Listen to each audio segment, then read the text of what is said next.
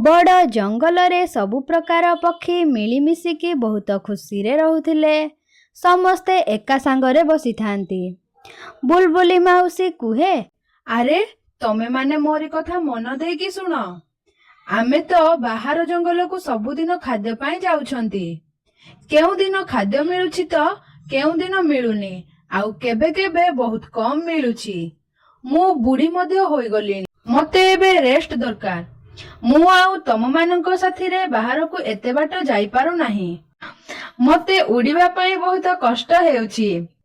चिंकी चढ़ई कुहे, अरे बुलबुली माउसी, हाँ तमे ठीक कहूछ जे मु मध्य मोर छोट पिलांको छाड़ी अधिका बाट खाद्य पाई जाई पारु नाही।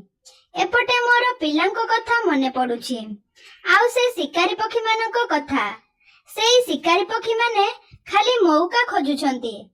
केतेबेले टिके मौका मिलिले सेमाने आसी आम पिला माननको खाइबे बोली।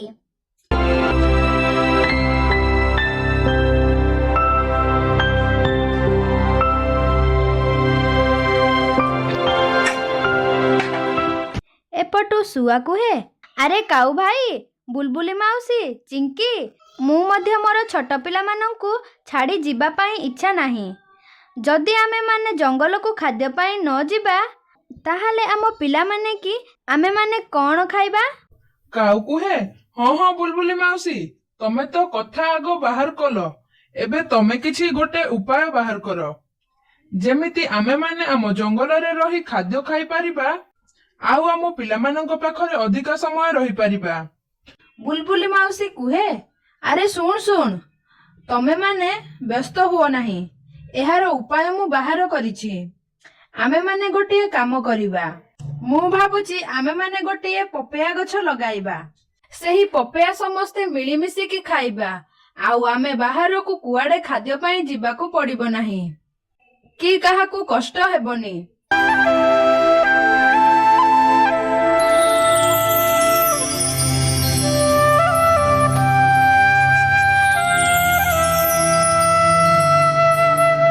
सुआ कुहे, अरे बुलबुली माउसी, तमर एही उपाय बहुत भल। आमे माने समस्ते आम जंगल रे रही खाद्य खाई पारिबा, आउ आमको बेसी कष्ट करिकी बाहर को बेसी उड़ीकी जीवाकू पड़िबो नाही। ताहाले बुलबुली माउसी, आमे काली अन्य जंगल को गले गोटिए पाचिला पपेया आनिबा, आउ सेथिरु मंजी बाहर करिबा।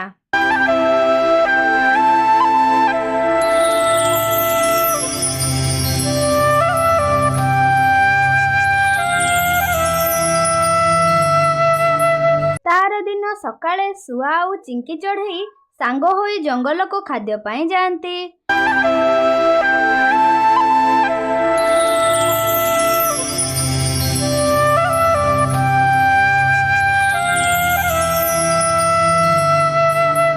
जंगल रे बुलु बुलु गोटिए पपेया गछ मिले।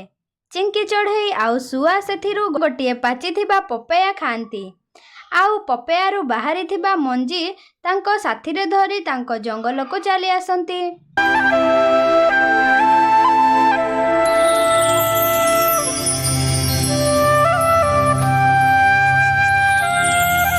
समस्तंकु सेही पपेया मंजी देखांती।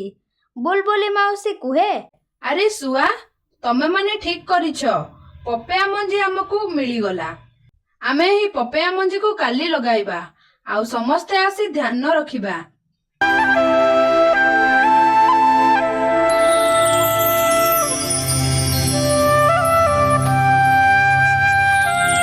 सकाळ पाहे समस्ते निज निज घरु चली आसंती।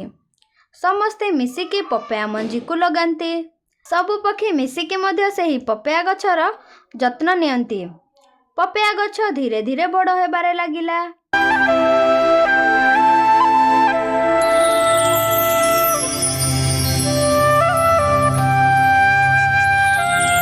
एमिति किछि दिन मध्यरे पपेया गछ बड़ होई गला, आउ सेही गछरे किछि पपेया आसिला।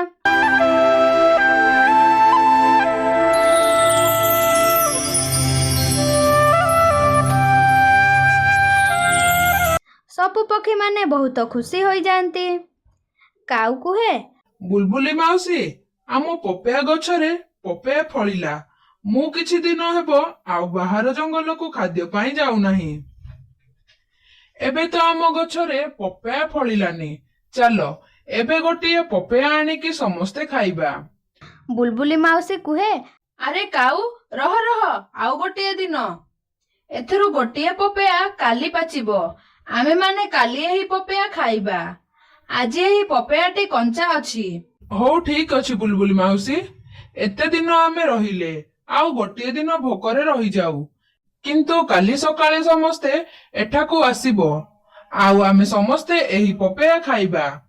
ଶୁଆ କୁହେ, ଆରେ କାଉ ଭାଇ, ମୋତେ ଯାହା ଲାଗୁଛି ଆଜି ରାତିରେ ତମକୁ ନିଦ ଲାଗିବ ନାହିଁ। ଆଉ ଯଦି ନିଦ ଲାଗିବ ତାହେଲେ ତମେ ସ୍ୱପ୍ନରେ ପପେୟା ଖାଉଥିବାର ସ୍ୱପ୍ନ ଆସିବ। ସବୁ ପକ୍ଷୀମାନେ ବହୁତ ଜୋରରେ ହସନ୍ତି।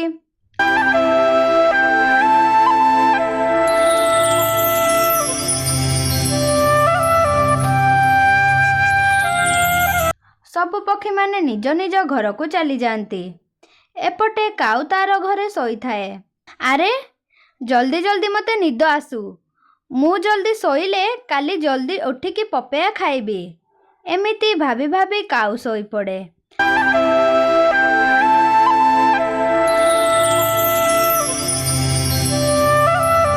ଆଉ ସକାଳ ହେବା ମାତ୍ରେ କାଉ ସେହି ପପେୟା ଗଛ ପାଖକୁ ଚାଲିଯାଏ। କାଉ ଯିବା ପୂର୍ବରୁ ଅନ୍ୟ ପକ୍ଷୀମାନେ ସେଠି ସବୁ ଥାଆନ୍ତି। ଆରେ ବୁଲବୁଲି ମାଉସୀ, ଚିଙ୍କି ଦିଦି, ଶୁଆ, ତମେ ମାନେ ମଧ୍ୟ ପପେୟା ଖାଇବ ବୋଲି କଣ ରାତିରେ ଶୋଇନ କି? ଏତେ ସକାଳୁ ସକାଳୁ ସବୁ ଏଠି? ଆରେ ତମେ ମାନେ ତମ ମାନଙ୍କ ମୁହଁ ଶୁଖାଇଛ କାହିଁକି? ତା ମାନେ ତମେ ମାନେ ସବୁ ପପେୟା ଖାଇ ଦେଇଛ? ବୁଲବୁଲି ମାଉସୀ କୁହେ, ଆରେ କାଉ ନାହିଁ, ସେମିତି କଥା ନାହିଁ। ତତେ ନ ଦେଇକି ଆମେ କେମିତି ପପେୟା ଖାଇପାରିବୁ? ଆମ ଗଛର ପପେୟା ରାତିରେ ଚୋରି ହୋଇଯାଇଛି। ଆରେ ବୁଲବୁଲି ମାଉସୀ, କଣ କହୁଛ? ମୁଁ କେତେ ଆଶା କରିଥିଲି କି ଆଜି ଆମେ ପପେୟା ଖାଇବା ବୋଲି। କିଏ ଆମ ଗଛର ପପେୟା ଖାଇଛି? ତାର ପେଟ ରାତିରେ ଫାଟି ଯାଉ। ତାହେଲେ ବୁଲବୁଲି ମାଉସୀ, ଚାଲ ଆମେ ଏଥିରୁ ପପେୟା ଖାଇବା। ଆରେ କାଉ, ଏହି ପପେୟା ଯାଇ କାଲି ପାଚିବ। ଆଜି କଞ୍ଚା ପପେୟା ଗୁଡା। ଶୁଆ କୁହେ, ବୁଲବୁଲି ମାଉସୀ, ଯଦି ଆଜି ରାତିରେ ସେହି ଚୋର ଆସି ପପେୟା ଚୋରି କରିକି ନେଇଯିବ ତାହେଲେ ଆମେ କଣ କରିବା? ବୁଲବୁଲି ମାଉସୀ କୁହେ, ଆରେ ଆମେମାନେ ଆଜି ସେହି ଚୋରକୁ ପପେୟା ଚୋରି କରିବାକୁ ଦେବା ନାହିଁ। ମୋରି ଘର ପାଖରୁ ଏହି ପପେୟା ଗଛ ଦେଖାଯାଉଛି। ଚାଲ ଆଜି ସମସ୍ତେ ମୋରି ଘରେ ରହିବା, କେହି ଶୋଇବା ନାହିଁ। ସେହି ଚୋରକୁ ଆଜି ଆମେ ଧରିବା।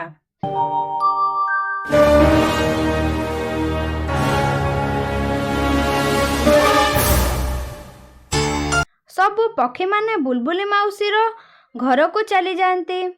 ସମସ୍ତେ ବସି ସେହି ପପେୟା ଗଛକୁ ନଜର ରଖନ୍ତି।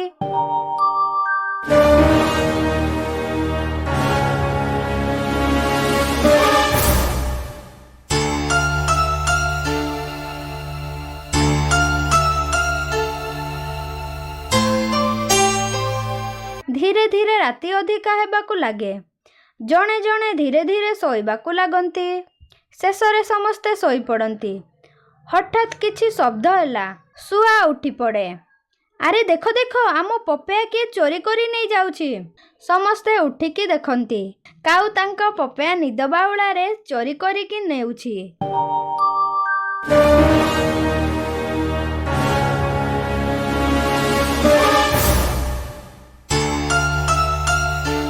ଆଉ ଗୋଟିଏ ଗଛ ଫାଙ୍କାରେ ରଖିକି ପଳେଇ ଆସିକି ତାର ଘରେ ଶୋଇପଡ଼େ।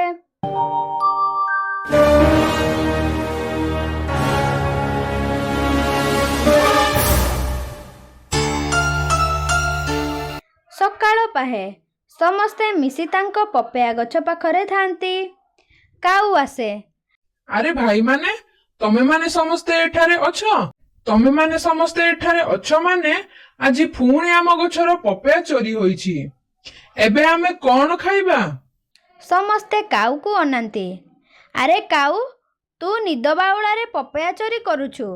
ସମସ୍ତେ ଯାଇ ସେଠାରୁ ପପେୟା ଆଣନ୍ତି ଆଉ ଜୋରରେ ହସନ୍ତି। ଏହିପରି ନୂଆ ନୂଆ ଭିଡ଼ିଓ ଦେଖିବା ପାଇଁ ଆମ ଓଡ଼ିଆ କାର୍ଟୁନ ବାର୍ଡ଼ ଚ୍ୟାନେଲକୁ ଲାଇକ୍, ସବସ୍କ୍ରାଇବ୍ ଆଣ୍ଡ ସେୟାର କରନ୍ତୁ ଏବଂ ନୂଆ ନୂଆ ଭିଡ଼ିଓ ଦେଖୁଥାନ୍ତୁ।